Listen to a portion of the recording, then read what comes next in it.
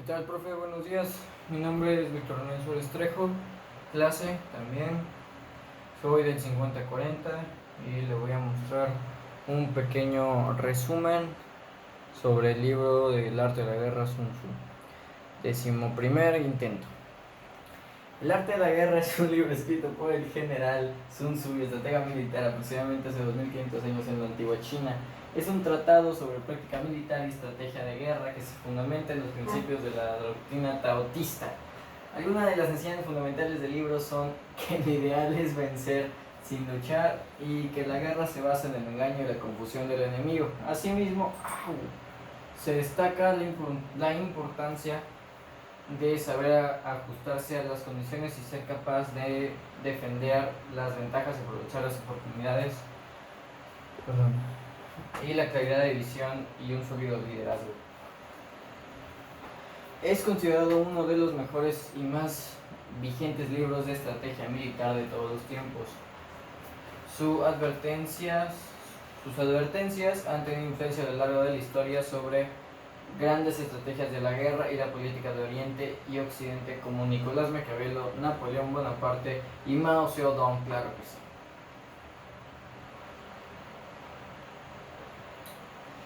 Resumen del libro.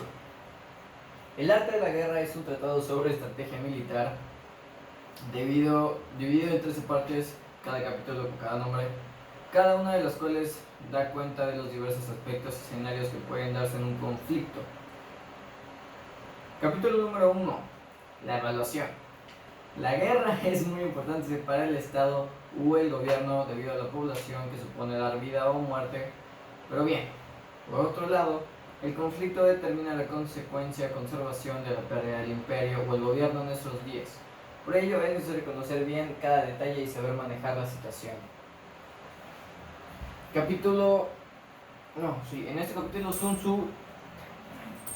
este capítulo Sun Tzu habla de 5 factores fundamentales a tener en cuenta en un conflicto: el camino, las condiciones meteorológicas, el terreno, la autoridad o el mando y la disciplina. Estos elementos deben ser dominados por cada general si quiere conseguir la victoria en cualquier tipo de pelea o conflicto armado, como él bien nos menciona. Asimismo, este capítulo se centra en la importancia de la evaluación del enemigo, de la cual se recomienda conocer las fortalezas y debilidades.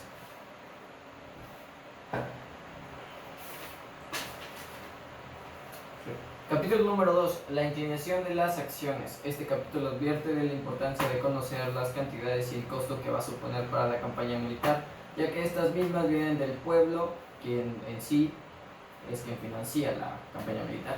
Si el gobierno principal de la guerra es la victoria, tarda demasiado en llegar, es posible que la moral decaiga y que los recursos se agoten. Así que de nada sirve que una campaña se alargue demasiado tiempo, siempre termina en ruina. Entonces, la estrategia del líder debe ser debilitar al enemigo y desproveerlo de alimentos para suministrarlos a los suyos.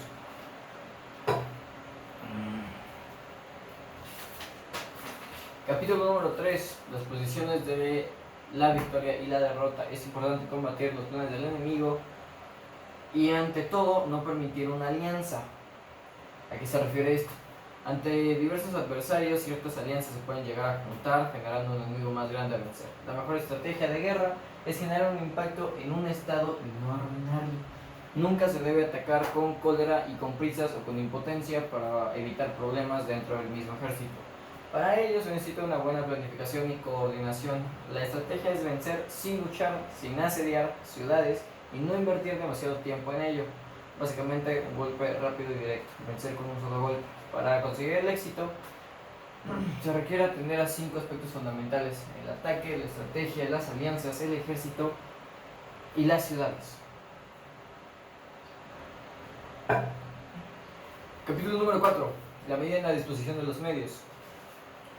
Es en esencia tener la habilidad de asegurar la invencibilidad, como invencible, y conocer los defectos del enemigo para poder derrotarlo en su momento más débil. Así que es importante conocer los defectos del adversario. En este sentido hay que preparar a los comandantes para que establezcan una buena base de defensa y que no cometan errores. También hay que saber destacar las oportunidades para derrotar al enemigo.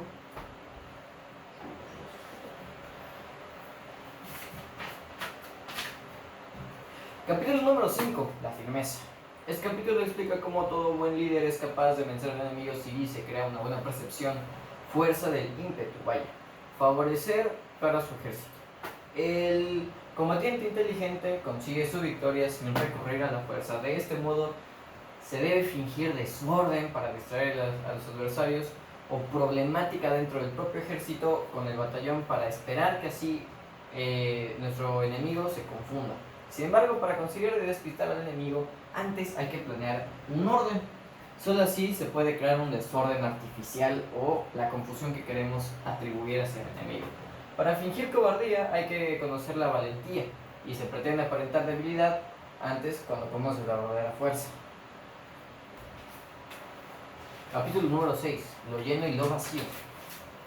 Un buen guerrero hace que el enemigo llegue al último al campo de batalla. Solo de esta forma sus combatientes estarán en una posición descansada, mientras que los adversarios llegarán agotados de la guerra, y hay que ser sutil y discreto, silencioso, e intentar aparecer en los lugares críticos para atacar al adversario, donde menos se lo espera. Sí. El ejército debe aprovechar cualquier momento de debilidad del enemigo como una oportunidad para atacar. En una batalla solo es capaz de vencer a aquel que tenga una amplitud favorable al camino y pueda adaptarse al enemigo, ya que es un conflicto que no tiene circunstancias fijas o permanentes.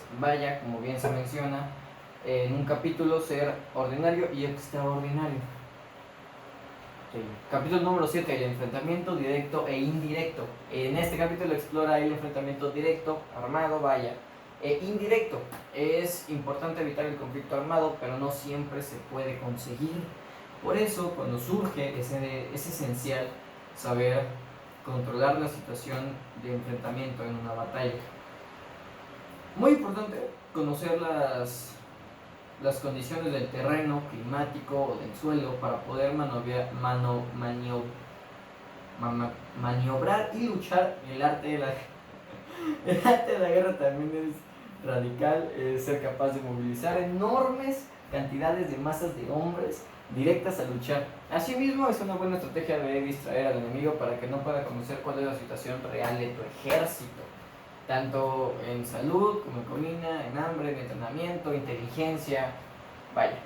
Capítulo número 8. Los 9 cambios. Y era 8. Es imprescindible que los generales conozcan las diferencias variables para aprovechar el terreno y entender cómo manejar a su ejército. Un líder inteligente normalmente analiza de manera objetiva el beneficio y el daño también a considerar para su propio beneficio y poder así vencer al enemigo.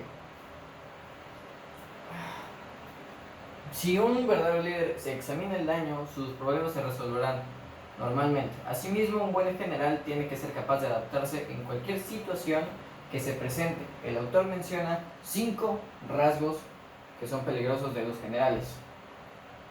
1. Los que están dispuestos a morir pueden perder la vida, y eso al final es perder.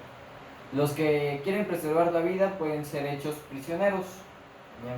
Los que son dados a los aprisionamientos irracionales pueden ser ridiculizados.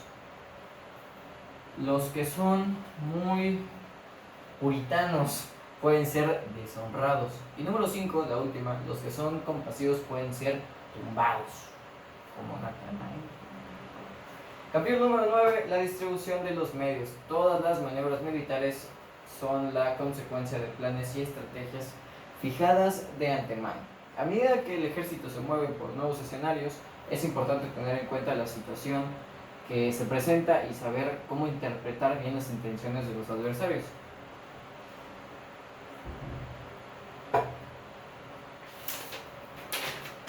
El autor también indica que si el enemigo se acerca con palabras humildes, puede que esté tramando algo de manera muy cordial.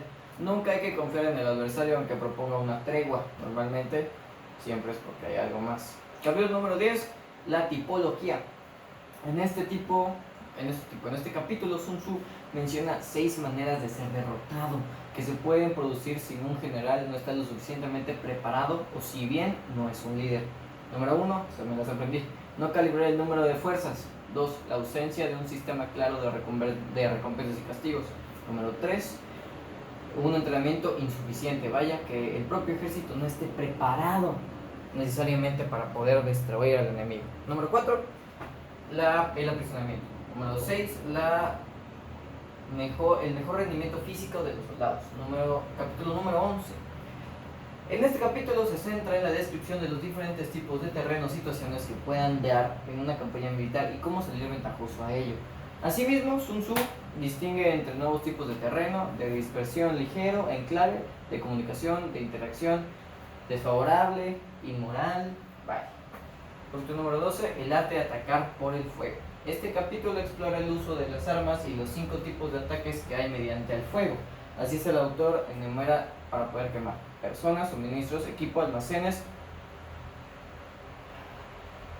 y armas. También atiende cómo debe unirse el fuego de los diferentes ataques. En la guerra no solo hay que saber atacar, sino también cómo hacer para que no te ataquen a sí mismo.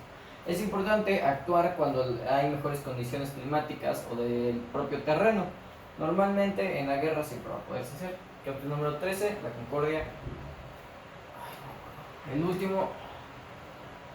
Capítulo número 13, el uso del espionaje. Gobernante brillante debe ser generalmente sabio para poder infiltrar así varias personas para que puedan obtener información propia, para que de esa manera se logre una mayor comunicación entre el espía y el propio líder.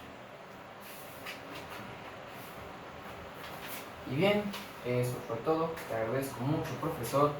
Esto fue lo que logré comprender a lo largo de mi lectura sobre el libro.